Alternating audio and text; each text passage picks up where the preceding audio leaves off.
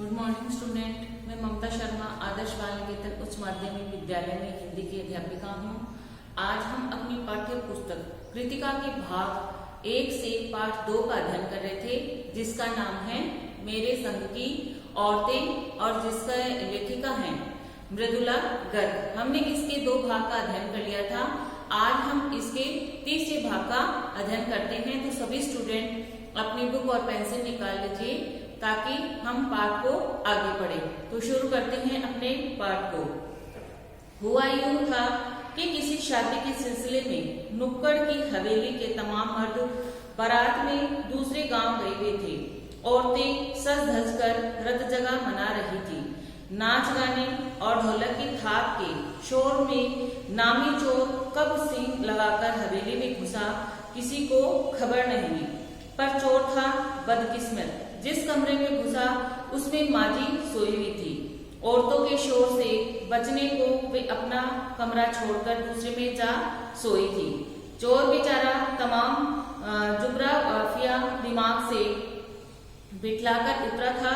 उसे क्या पता था कि इतनी बड़ी बूढ़ी पुरखिन जगह बदल लेगी। खैर, बुढ़ापे की नींद ठहरी चोर के दबे पांव की आहट से ही खुल गई। इसमें लेखिका मृदुला गर्ग हमें बता रही है कि किसी शादी के सिलसिले में जो नुक्कड़ की हवेली थी, उसके जो तमाम जो मर्द थे, जो पुरुष थे, वो बारात में गांव में गए थे और औरतें थी वो सज सज कर रात जगह कर रही थी। और नाच गाने के ढोलक की जो थाप से जो वहां का जो नामी चोर था वो कब लगाकर सींग लगाकर हवेली में घुस गया, किसी को पता ही नहीं चला। और चोर, लेखिका बता रही, चोर था बदकिस्मत। वह जिस कमरे में घुसा था उस कमरे में माजी सो रही थी, क्योंकि माजी ने अत्यधिक शोर होने के कारण अपना कमरा है वो बदल लिया था। तो उसे क्या पता था, उस चोर को क्या पता था कि जिस कमरे में वह प्रवेश कर रहा है उसमें उस घर की बुजुर्ग सोई हुई है और उसके थोड़े से ही आहट से ही उनकी नींद खुल जाएगी। आगे पढ़ते हैं। कौन? माजी ने इत्मीनान से पूछा। जी, मैं चोर। चोर ने युगों से चला आ रहा पारंपरिक असंगत जवाब दिया। पानी पिला? माजी ने कहा। जी, मैं चोर झिझक कर रह गया। तब तक माँ जी बिस्तर के बराबर में टटोल कर देख चुकी थी। लोटा खाली था। ऐसा कर उन्होंने कहा, यह लोटा ले और कुएं से पानी भर ला, पर देख कपड़ा कसकर बांधे रखियो और तरीके से छानिए। माजी ने एकदम इत्मीनान से पूछा कि कौन है? तो चोर ने भी क्या किया, हड़बड़ाकर उत्तर दे दिया कि मैं चोर हूँ। तो माजी ने उसका कोई प्रत्युत्तर नहीं दिया और सहज भाव से कहा कि चल मुझे पानी पिला। और ऐसा कर कि जो पानी लेके आए, कुएं से जो पानी लेके आए, लोटा लेकर आए जो, तो उसको ना छानकर भरना, कपड़ा कसकर बांधे रखना और तरीके से छानना। चोर घबरा गया। अंधेरे में उन्होंने कैसे जाना कि उसके मुंह पर कपड़ा बंधा है और कमर में भांग। भगवान से उनका तार जुड़े होने की खबर उसे थी, पर बुढ़िया भांग भी छानती होगी। एकदम यकीन न हुआ। इसी से कुछ हैरान परेशान हो उठा। लेखक ने सोचा कि उसे क्या पता कि उसके मुंह पर कपड़ा बंधा है, लेकिन हो सकता है उसके बुढ़िया के जो तार है वो भगवान के साथ बंधे हो। उसने ऐसा सोचा। जल्दी कर भाई, तभी माजी ने कहा, बड़ी प्यास लगी है। पर मैं तो चोर हूँ। मारे घबराहट और धर्म संकट के चोर सच कह गया। वो बोला कि दादी माँ ने परदादी माँ ने कहा कि पानी पिला, तो उसने कहा कि मैं तो चोर हूँ। उसने एकदम सहज भाव से कह दिया कि मैं तो चोर हूँ। हुआ करे, माजी ने कहा, प्यासे को पानी तो पिला, पर देख मेरा धर्म न बिगाड़िए। लोटे के मुंह से कपड़ा न हटाइयो, हाथ रगड़कर धो लीजियो और पानी कपड़े से छान कर भर लियो। उसने कहा कि होगा तू चोर, लेकिन मेरे को तो पानी पिला, क्योंकि अपने धर्म में यह है कि प्यासे को पानी पिलाया जाता है। तो मेरे को तो पानी पिला और उसके जो लोटे के मुंह से जो कपड़ा है उसको मत हटाना और हाथ रगड़ कर धो लेना और पानी कपड़े से छान कर भरना। आप चोर के हाथ का पी लो की, कहा ना रगड़कर धो लीजो, सब नाच गाने में लगे हैं, तेरे और भगवान के सिवाय कौन धरा है जो पिलाएगा। उसने कहा कि चोर ने कहा कि क्या आप चोर के हाथ का पानी पी लेंगे। तब माँ जी ने कहा क्यों नहीं पीऊंगी, क्योंकि अब तो मेरे सब तो औरतें हैं, वो तो नाच गाने में लगी हुई हैं, अब तेरे सिवा और भगवान के सिवा मेरा कौन है मुझे पानी पिलाएगा। लेकिन मेरे पानी पिलाने की शर्त यह है कि आपने हाथ को अच्छे से धो लेना और पानी को छान कर लाना। भगवान वही कहीं उसके बराबर में धरे हैं। सुनकर चोर कुछ ऐसा अकबकाया कि लोटा उठाकर चल दिया। पूरी एहतियात के साथ पानी भरकर लोटा तो पहरेदार ने धर दबोचा कुएं पर देख लिया गया था। भगवान कहीं वो उसने सोचा कि भगवान कहीं उसके बराबर धरे हैं। तो उसका ये है सुनकर जो चोर था वो थोड़ा अकबकाया यानी घबराया वो थोड़ा, कि फिर लोटा उठाकर चल दिया। पूरी एहतियात के साथ है वो साथ पानी भरकर लोटा तो पहरेदार ने उसे दबोच लिया और कुएं पर, क्योंकि वह कुएं पर देख लिया गया था। तब माजी ने लोटे का आधा पानी खुद पीकर बाकी चोर को पिला दिया और कहा, एक लोटे से पानी पीकर हम माँ बेटे हुए, अब बेटा चाहे तो चोरी कर ले चाहे खेती। तब माजी जो वो चोर था जब वो पानी लेकर आया तो उसने माजी ने लोटे का आधा पानी तो खुद पिया और आधे चोर को पिलाया और ऐसे कहा कि हमने एक ही लोटे से आधा पानी पिया है, इसलिए हम माँ बेटे हो गए हैं, अब चाहे तू तो या चोरी कर ले या फिर खेती का काम कर ले। बेटा बेचारा किस लायक रह गया होगा जो रोमांचक धंधा छोड़ खेती से लगा। सालों साल लगा रहा। जब मैंने उसे देखा तो बड़ा भला मानुस बूढ़ा लगा, मुझे डरा हैरान सा। अब खानदानी विरासत कहिए या जीवाणुओं का प्रकोप उन दो सनकी बुढ़ियों के बीच में अच्छी फंसी। एक तरफ माजी के चलते अपनी लड़की होने पर कोई हीन भावना मन में नहीं उपजी, दूसरी तरफ नानी के चलते देश की आजादी को लेकर नाहक रोमानी हो रही थी। आगे बढ़ते हैं।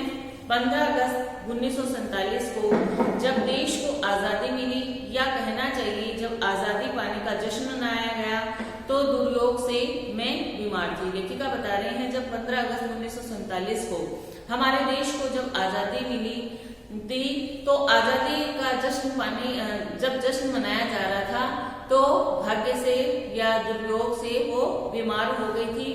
उन दिनों टाइफाइड खासा जानलेवा रोग माना जाता था। उस समय जो टाइफाइड का रोग था, जिसे हम हिंदी में भाव का रोग कहते हैं, उसे क्या था, उस एक खासा जानलेवा रोग माना जाता था। इसीलिए मेरे तमाम रोने धोने के बावजूद डॉक्टर ने मुझे इंडिया गेट जाकर जश्न में शिरकत करने की इजाजत नहीं दी, चूंकि डॉक्टर अपने नाम के परम मित्र मुझसे ज्यादा नाना थे। इसलिए हमारे पिताजी जो बात बात पर सत्ताधारियों से लड़ते भिड़ते फिरते थे, चुप्पी साध गए। कि उन दिनों लेखिका बता रही है कि जब आजादी का जश्न मनाया गया था तो दुर्भाग्य से वो बीमार हो गई थी और उन्होंने जब रोई और वहां जाने के लिए, इंडिया गेट पर जाने के लिए जिद करने लगी, तब जो डॉक्टर थे उन्होंने इसकी इजाजत नहीं दी, क्योंकि जो डॉक्टर थे वो उनके नाना के परम मित्र थे, इसलिए उनसे ज्यादा जिद बहस करना भी ठीक नहीं था। मैं बदस्तूर रोती पिलाती रही। क्या कोई बच्चा इकलौती गुड़िया के टूटे जाने का पर रोया होगा। वो लेखिका बता रही है कि मैं इंडिया गेट जाकर आजादी का जश्न देखने के लिए जिद करती रही, रोती रही, लेकिन किसी ने मेरी जिद पर ध्यान नहीं दिया। मैं ऐसे रो रही थी जैसे कोई बच्चा अपनी जो इकलौती गुड़िया होती है उसके टूट जाने पर रोता है, वैसे ही मैं आजादी के जश्न देखने के लिए रोती रही, लेकिन मेरे पर किसी ने ध्यान नहीं दिया। मेरी उम्र तब 9 बरस की थी, इतनी छोटी नहीं कि गुड़िया से बहलती और इतनी बड़ी नहीं कि डॉक्टरों के तर्क समझती। वो लेखिका कह रही है कि मैं उस समय 9 वर्ष की थी, तो इतनी बड़ी भी नहीं थी और इतनी छोटी भी नहीं थी कि डॉक्टरों के तर्क को समझती थी। तंग आकर पिताजी ने मुझे बदर्स काराम जो पिताजी है उनके जिद से रोने से तंग आ गए और उन्होंने ब्रदर्स कामराव जो उपन्यास है वो पकड़ा गई। किताबें पढ़ने का मुझे मिराग था यानी उनको मानसिक रोग था। किताबें पढ़ने का उनके मानसिक रोग था। मिराग का मतलब होता है मानसिक रोग, यानी उनको पढ़ने की है बीमारी थी, किताबें पुस्तकें पढ़ने की। जब कुछ देर बाद मैंने देखा कि पिताजी को छोड़कर घर के बाकी सभी प्राणी पलायन कर चुके थे और पिताजी के दूसरे कमरे में बैठे अपनी किताब पढ़ रहे थे, तो रोना धोना छोड़कर मैंने भी किताब खोल ली। उन्होंने लेखिका बता रही है कि जब मैंने कुछ देर बाद देखा तो पिताजी को छोड़कर घर के जो सभी प्राणी थे वो आजादी का जश्न देखने के लिए जा चुके थे और पिताजी थे वो दूसरे कमरे में बैठे अपनी किताबें पढ़ रहे थे। तो मैंने भी रोना धोना छोड़कर क्या किया, मैंने भी अपनी किताब खोल ली। एक बार शुरू कर लेने पर मुझे इतनी मोहलत नहीं दी कि दोबारा रोना शुरू करूं या कोई और काम पकड़ लूं। मोहलत यानी फुर्सत या अवकाश की। मैंने जब एक बार उसे पढ़ने के लिए शुरू कर दी तब क्या हुआ कि मुझे इतनी मोहलत नहीं थी, मुझे इतनी फुर्सत नहीं थी कि मैं दोबारा रोना शुरू करूं या कोई और काम पकड़ूं। उस वक्त मुझे ब्रदर्स का राम जो मुझे देने में क्या तुक थी तब मेरी समझ में नहीं आया। लेखिका बता रहे हैं कि उस वक्त जो मेरे पिताजी ने जो मुझे ब्रदर्स का राम जो की जो बुक दी थी, जो उपन्यास दी थी, उसे उनका देने में क्या तर्क था या क्या समझ थी उनकी, ये मेरी बात को समझ में नहीं आई। कितनी किताब कितनी समझ में आई वह अब तक नहीं जानती कि उन्होंने मुझे जो किताब दी और किस उद्देश्य से दी, वो मेरी बात आज तक समझ में नहीं आई और मैं उसको कितना समझ पाई ये भी नहीं जानती, क्योंकि इसके बाद इतनी बार पढ़े कि मेरे सारे पाठ आपस में गड़बड़ हो गए। वो लेखिका बता रही है कि मैंने उसको इतनी बार पढ़ लिया कि उसके जो सारे पाठ है वो आपस में मिल गए, उनको समझ ही नहीं पाई। कितना पहली बार में पल्ले पड़ा, कितना बार में कहना मुश्किल है, पर इतना विश्वास के साथ कह सकती हूँ कि उसका एक अध्याय जो बच्चों पर होने वाले अनाचार अत्याचार पर था, मुझे पहली बार में ही लगभग कंठस्थ हो गया था। लेखिका कह रही है कि मुझे और तो कुछ नहीं समझ में आया, लेकिन इतना विश्वास है कि उसमें एक ऐसा अध्याय था, एक ऐसा पाठ था जिसमें बच्चों पर होने वाले अत्याचारों का वर्णन था, तो मुझे वो पहली बार में ही कंठस्थ हो गया था। उम्र के हर पड़ाव पर वह मेरे साथ रहा और मैं लेखन में एक महत्वपूर्ण भाग को प्रभावित करता रहा। लेखिका बता रही है कि जो बच्चों पर होने वाले अत्याचार थे, वो जो मैंने अध्याय पढ़ा था वो मुझे मेरे दिमाग में आजीवन रहा और मेरे जो लेखन को के महत्वपूर्ण अंग को वो हमेशा ही प्रभावित करता रहा।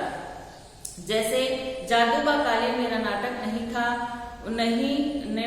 नहीं, वह 3 किलो की छोरी जैसी कहानियां, वह कंठफूला उपन्यास के कई अंश, जो माजी की मन्नत का असर रहा होगा कि मैं ही नहीं, मेरी चारों बहनें भी लड़की होने के नाते किसी हीन भावना का शिकार नहीं हुई।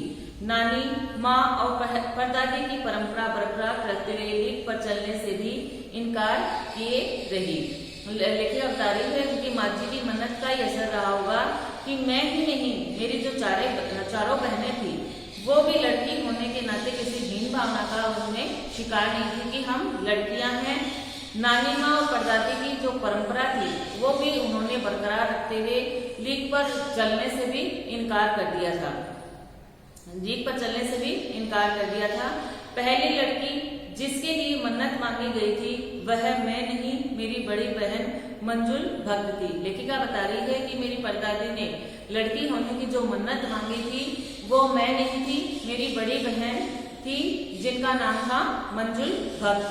अब ये अंडरलाइन कर लीजिए आप लोग कि पहली लड़की जिसके लिए परदादी ने मन्नत मांगी थी उनका क्या नाम था, तो आप उनका नाम था मेरी बड़ी बहन मंजुल भक्त, तो उनका नाम था मंजुल भक्त। घर का नाम था रानी, बाहर का मंजुल। उनका घर का नाम क्या था, एक प्रश्न ये भी बन रहा है कि मंजुल भक्त का घर का नाम क्या था, तो उनका घर का नाम था रानी। बाहर का मंजुल लेखिका अवतार हुआ मंजुल भक्त, क्योंकि लिखना शादी के बाद शुरू किया और अपना नाम बदलकर पति का ग्रहण करने में कोई हीन भावना आड़े नहीं आई, क्योंकि उन्होंने लिखना कब शुरू किया? शादी के बाद लिखना शुरू किया और अपना नाम बदलकर पति का ग्रहण करने में उनको कोई हीन भावना उनके आड़े नहीं आई। इसीलिए पैदाइश जैन नाम छोड़ भक्त बनी। दूसरे नंबर मैं थी, घर का नाम उमा, बाहर का मृदुला। लेखिका बता रही हैं कि पहले तो जो उनकी बहन थी जिनका नाम मंजुला भक्त था वो उनकी बड़ी बहन थी। दूसरा नंबर उनका था, जो उनका घर का नाम तो क्या था? उमा, और बाहर का था मृदुला। इसको भी अंडरलाइन कर लीजिए कि लेखिका की कौन से नंबर पर थी, उनका घर का नाम क्या था और बाहर का क्या था, तो इसको आप अंडरलाइन कर लीजिए। दूसरे नंबर पर मैं थी यानी मृदुला गर्ग थी, उनका जिनका घर का नाम था उमा और बाहर का नाम था मृदुला।